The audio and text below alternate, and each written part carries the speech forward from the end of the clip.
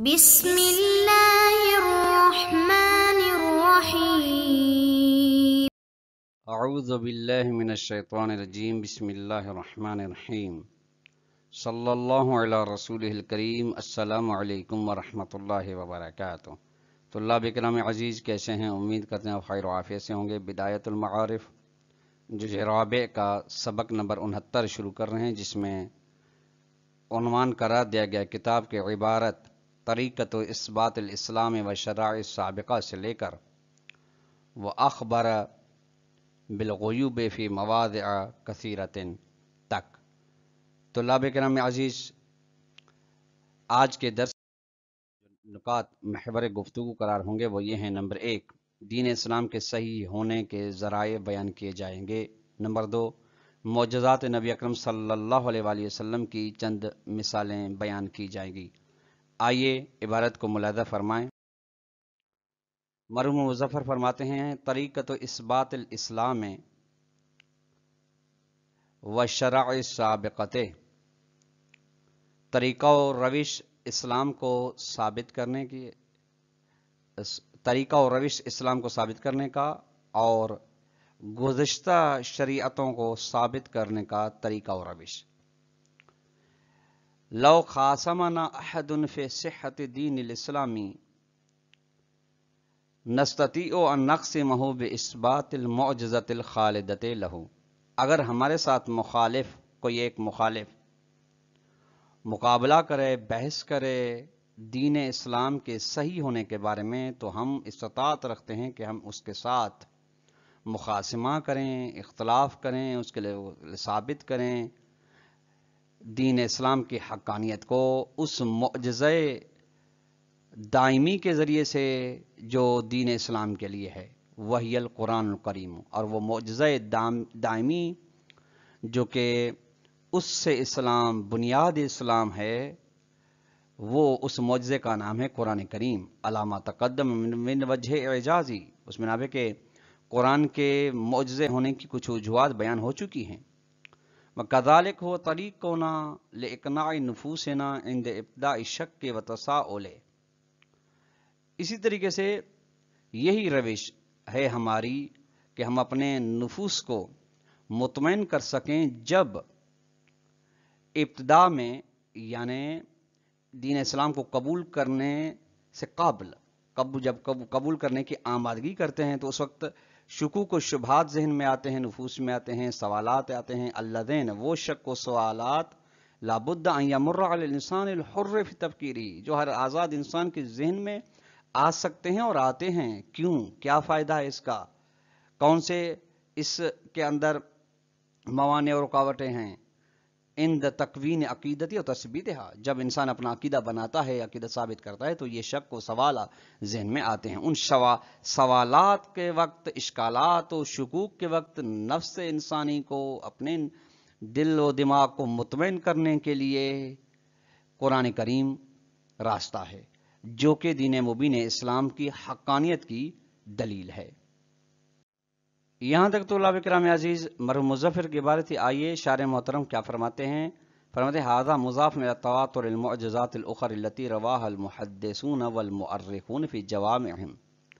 اس کے علاوہ، یعنی جو مرحوم مظفر نے متن میں دلیل بیان کی ہے دین اسلام کے صحت و حقانیت کو ثابت کرنے کے لیے، اس کے علاوہ فرماتے ہیں دیگر معجزات متواتر بھی ہیں، جن معجزات کو تواتر کے ساتھ محدثین نے روایت کیا ہے اور مورخین نے اپنی جوامع تاریخی و حدیثی میں بیان کیا ہے۔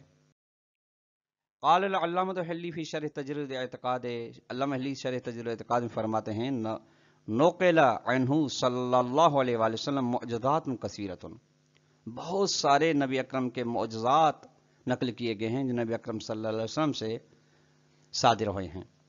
کچھ ان معجزات میں سے کچھ کی مثالیں یہاں بیان کی جاتی ہیں۔ نمبر 1، کا نبوع الماء من بین اصابعہ، جس طریقے سے پانی پھوٹ پڑا نبی اکرم صلی اللہ علیہ وسلم کی انگلیوں کے درمیان میں سے، حتی اکتفل خلق الکثیر من ماء القلیل، یہاں تک کہ نبی اکرم صلی اللہ علیہ وسلم کے اس جو دو انگشتوں کے درمیان سے پانی بہنے لگا پھوٹنے لگا. بہت سارے لوگوں نے اس تھوڑے سے پانی سے پیا. بعد رجوعہ بعد غزوۃ تبوک. یہ تب کا واقعہ جب مسلمان غزوہ تبوک کے بعد واپس آ رہے تھے تو ان کو بہت زیادہ پیاس لگی.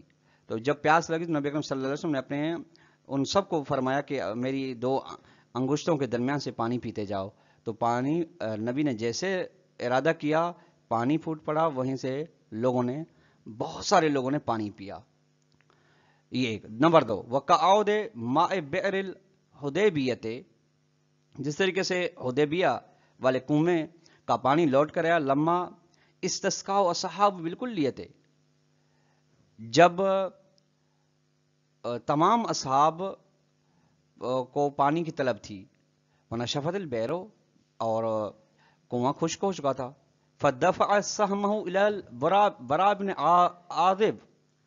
اچھا، اس وقت براء بن عازب کو نبی صلی اللہ علیہ وسلم نے اپنا تیر دیا. فامرہ بنزول، اور حکم دیا کہ اس بئر حدیبہ میں چلے جاؤ. وغرزہ فی البئر فغرزہ، اور اس کو جا کے اس میں پھینکو، اور وہ اسی کے مطابق اس نے کیا. فکثر الماء فی الحال، اس وقت پانی زیادہ ابلنے لگا. خشک کنواں پانی اتنا ابلنے لگا کہ اوپر آ گیا اس کا. حتی خیف علی البراء بن عازب من الغرق، یہاں تک کہ پانی اتنا زیادہ آ گیا کہ جو باہر اصحاب کھڑے تھے، مسلمان کھڑے تھے، ان کو یہ خدشہ ہونے لگا کہ شاید اتنے بڑے زیادہ پانی میں وہ براء بن عازب غرق ہو جائیں. ونقل عنہ علیہ السلام فی بئر قوم، یہ ایک اور معجزہ. تیسری مثال کہ نبی علیہ السلام سے نقل ہے کہ فی بئر قوم، ایک قوم کا وہاں کے قبیلہ تھا جن کا کنواں تھا. شکو الیہ، نبی اکرم کے بعد شکایت لے کر آئے کہ ذہاب مائہا، کہ کنویں کا پانی ختم ہو گیا ہے فی الصیف، گرمیوں کے موسم میں. فطفل فیہا، نبی اکرم صلی اللہ علیہ وسلم نے آب لعاب الدہن اس میں پھینکا. حتی انفجر الماء ظلال منها، یہاں تک اس کنویں سے بہترین میٹھا اور سفید پانی ابلنے لگا. فبلغ اہل الیمامۃ ذالک، فبلغ اہل الیمامۃ ذالک، یہ خبر یمامہ کے لوگوں تک پہنچی. فسالو، انہوں نے سوال کیا مسلمہ کذاب سے. لما قل ماء بئرہم ذالک، جب ان کے کنویں کا پانی کم ہو گیا تو یہی سوال جو نبی اکرم صلی اللہ علیہ وسلم سے درخواست انہوں نے کی تھی وہی مسلمہ کذاب سے کیا کہ آپ بھی اس میں آب دہن پھینکیں تاکہ اس کے جو بہت ہی کم پانی رہ گیا ہے، خشک ہونے میں دیر نہیں لگے گی، یہ پانی ابل کر آئے. فطفل فیہا، اس نے مسلمہ کذاب نے آب لعاب الدہن اس میں پھینکا. فذهب الماء اجمع، جو بھی تھوڑا سا اس میں پانی تھا وہ بالکل ختم ہو گیا. ولما، ایک اور معجزہ کی مثال. ولما نزل قوله تعالی وانذر عشیرتک الاقربین، جب یہ آیت نازل ہوگی کہ نبی صلی اللہ علیہ وسلم آپ اپنے قریبی رشتہ داروں کو ڈرائیں. قال لعلی علیہ السلام، تو نبی اکرم نے علیہ السلام سے فرمایا شق فخذ فشاتن، آپ اٹھیں اور ایک بکری لیں یا بھیڑ بکری لیں. وجئنی بعص من لبن، اور آپ ایک لیں دودھ کا کٹورا. وضع لی من بنی ابی کا بنی ہاشم، اور میرے لیے آپ دعوت دیں، میرے پاس بلائیں آپ اپنے والد کے جو رشتے بنی ہاشم میں سے ہیں. ففعل علی علیہ السلام ذالک، علیہ السلام ایسے ہی کیا، یعنی ایک بکری اس کو ذبح کیا اور ایک برتن دودھ کا آمادہ کیا. ودعہم، اور ان کو دعوت دی. وکانوا 40 رجلا، اور جو دعوت پر آئے وہ 40 لوگ تھے. فاکلوا حتی شبعوا، انہوں نے اس بکری کی، بات کہتے ہیں ران ہے، بات کہتے ہیں وہ بکری ہے، اسے کھایا یہاں تک کہ وہ ان کا پیٹ بھر گیا. ما یری فیہ الا اثر اصابعہم، اس میں نہیں دیکھا گیا سوائے ان کی انگشتوں کے نشان. وشرب من العصا، اور اس دودھ کے کٹورے سے انہوں نے پیا. حتی اکتفوا واللبن علی حالہ، یہاں تک کہ وہ سیر ہو گئے بالکل، اور دودھ اپنی حالت میں باقی تھا، اس سے کم نہیں ہوا. فلما اراد ان یدعوہ علیہ السلام، اچھا جب انہوں نے یہ کھانا کھا لیا تو نبی اکرم صلی اللہ علیہ وسلم نے جب ارادہ کیا کہ ان کو اسلام کی جانب دعوت دے، قال ابو لہب کہنے لگا قاد ما سحرکم محمدن کہ کتنا عنقریب تھا کہ محمد کا سحر و جادو چل جائے۔ فقاموا قبل ان يدعوا الى اللہ تعالی، تو لوگ متفرق ہو گئے اس سے قبل کہ نبی کریم صلی اللہ علیہ وسلم کو خدا کی جانب دعوت دیتے۔ فقال علی علیہ السلام، پھر نبی کریم نے علی علیہ السلام سے فرمایا افعل مثل ما فعلت، جس طرح پہلے آپ نے کیا، ایک کھانے کا انتظام کیا، دودھ کا انتظام کیا، اس طریقے سے کریں۔ ففعل فی الیوم الثانی کالاول، پہلے دن کی طرح دوسرے دن بھی علیہ السلام نے صحیح کیا۔ فلما اراد ان یدوم عاد ابو لہب الی کلامی، جب انہوں نے کھانا کھا لیا تو پھر ابو لہب نے اپنی بات کا تکرار کیا کہ یہ تو جادو لگ رہا ہے محمد صلی اللہ علیہ وسلم کا۔ پھر لوگ متفرق ہو گئے۔ فقال علی علیہ السلام، پھر نبی کریم نے علی علیہ السلام سے فرمایا افعل مثل ما فعلت، جو دوسرے دن کیا پہلے دن کیا وہی کام پھر کریں۔ ففعل مثلہ فی الیوم الثالث، تیسرے دن بھی علی علیہ السلام نے وہی انتظام کیا کھانے کا، لوگوں کو بلایا۔ فبایع علی علیہ السلام علی الخلافۃ بعدہ ومتابعتہ، تو علی علیہ السلام کی خلافت کے بارے میں، اپنے بعد خلافت کے بارے میں لوگوں سے نبی کریم نے بیعت لی اور ان کی پیروی کے بارے میں بیعت لی۔ ایک اور موضوع، ذبح لہ جابر بن عبداللہ عناقا یوم الخندق، نبی اکرم صلی اللہ علیہ وسلم کے لیے جابر بن عبداللہ نے خندق والے دن، جو سختی والا دن تھا، لوگوں نے خندق کھودی، بہت ان کو بھوک و پیاس لگی تھی، ان کے لیے جو ذبح کی ایک عناق یعنی ایک بکری، و خبز لہ صاع شعیر، اور ان کے لیے صاع کہا جاتا ہے طلاب کرام، شعیر جو کو کہا جاتا ہے، صاع کہا جاتا ہے 3 کلو کو، یعنی 3 کلو آٹے کی روٹی اس نے جو کے آٹے کی روٹی بنائی۔ ثم دعاہ علیہ السلام، پھر نبی کریم صلی اللہ علیہ وسلم کو دعوت دی کہ میری ہاں آپ کھانا کھائیں۔ فقال انا و اصحابی، نبی کریم نے ان سے فرمایا میں اور میرے اصحاب آپ پر ساتھ آئے ہیں۔ فقال نعم، جابر بن عبداللہ نے کہا بالکل آئیں۔ ثم جاء الى امرأته واخبرها بذلك، پھر جابر بن عبداللہ انصاری اپنی زوجہ کے پاس آتے ہیں اور انہیں بتاتے ہیں کہ میں نبی کریم صلی اللہ علیہ وسلم کو اپنے اصحاب کے ساتھ دعوت دی ہے۔ فقالت لہو، زوجہ نے لہو عبداللہ بن جابر بن عبداللہ انصاری سے کہا انت قلت امضی واصحابک، کیا تو نے کہا کہ آپ اور آپ کے اصحاب دعوت پر آ جائیں؟ فقال لا، عبداللہ جابر بن عبداللہ کہتا کہ نہیں میں نے نہیں کہا، بل ہوا لما قال انا واصحابی قلت نعم، بلکہ نبی اکرم نے فرمایا کہ میں اور میرے اصحاب آئے ہیں، جب کہا تو میں نے عرض کیا بالکل آپ آئیں۔ فقالت، تو زوجہ کہنے لگی وعرف بما قال، جو انہوں نے فرمایا وہی بہتر جانتے اپنی گفتگو کے بارے میں۔ فلما جاء علیہ السلام قال ما عندکم، جب نبی اکرم صلی اللہ علیہ وسلم اپنے اصحاب کے ساتھ آئے تو نبی اکرم نے جابر بن عبداللہ سے فرمایا کہ آپ نے کیا پکایا ہے، کیا تیار کیا ہے؟ قال جابر، جابر کہتا ہے ما عندنا الا عناق فی التنور وصاع من شعیر خبزناہ، ہمارے پاس کچھ بھی نہیں سوائے یہ کہ ہم نے جو تنور میں وہ بریان ہو رہا ہے وہ گوشت بکری جو ہم نے ذبح کی ہے اور جو کے آٹے کی روٹیاں بنی ہیں۔ فقال علیہ السلام، تو نبی اکرم نے فرمایا اقعد اصحابی عشرتن عشرتن، آپ میرے صاحب کو 10 کے دستے میں بٹھاؤ۔ ففعل، جابر نے ایسے ہی کیا۔ فاکلوا کلہم، پھر ان کے لیے جب کھانا لایا گیا تو نبی اکرم صلی اللہ علیہ وسلم کی برکت سے سب افراد نے کھانا کھایا، کسی کے لیے بھی کم نہیں پڑا۔ ایک اور موضوع، وسبح الحصا فی یدی علیہ السلام، کنکریوں نے نبی اکرم کے ہاتھ پہ تسبیح پڑھی۔ وشہد الذئب لہ برسالتہ، اور بھیڑیے نے گواہی دی نبی اکرم صلی اللہ علیہ وسلم کی رسالت کی۔ فإن، قصہ یوں ہے کہ فإن احبان بن اوس، یہ شخص کان یرعى غنما لہ، وہ بکریاں چرا رہا تھا۔ فجاء ذئب فاخذ شاة منها، وہ بکریاں چرا رہا تھا، ایک بھیڑیا آیا، ایک بکری اس کی اٹھا لی۔ فسعنہ، پھر اس کے پیچھے وہ دوڑنے لگا۔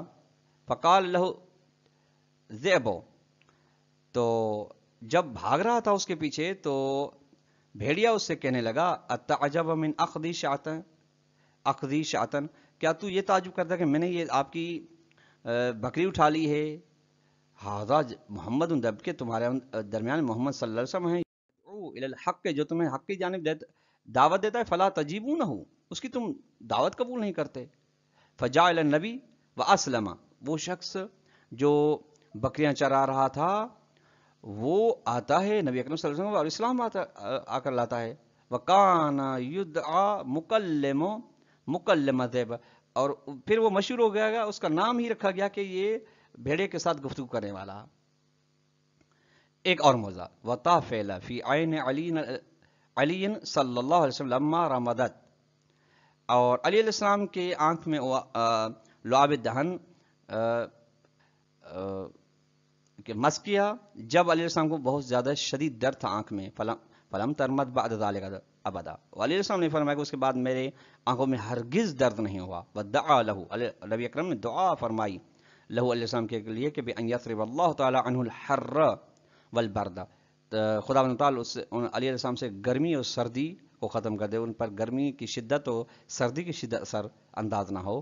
فکان، اسی وجہ سے لباس فی الصیف والشتاء واحدا، تو سردی اور گرمی علیہ السلام کا لباس ایک ہی ہوتا تھا۔